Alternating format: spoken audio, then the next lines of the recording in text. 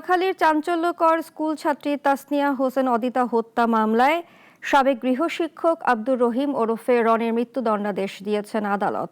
দুপুরে নারী ও শিশু নির্যাতন দমন ট্রাইব্যুনাল ১-এর বিচারক মোহাম্মদ খোরশেদুল আলম শিকদার এ রায় ঘোষণা করেন।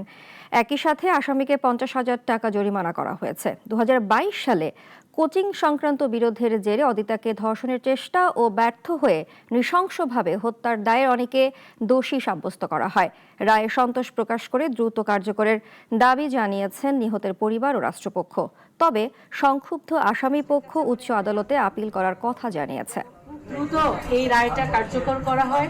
আমরা এই রায়ে সন্তোষ প্রকাশ করছি এবং আশা করছি এই রায় বাংলাদেশের জন্য একটি মাইল ফলক হয়ে থাকবে। বাংলার কোনো নারী আর কোনো শিশু নারী কেউ যেন এরকম হত্যাযজ্ঞের শিকার না হয়। আমার আসামি নির্দোষ, তথাপি যেটা ট্রাইব্যুনাল একটা রায় দিয়েছে আমরা তো সেটা মানে নিতে হবে, এটা নিয়ে কোনো ডিবেট করার সুযোগ নেই। আমরা জামিনের সংগ্রহ করে সেটা পর্যন্ত আমরা উত্তর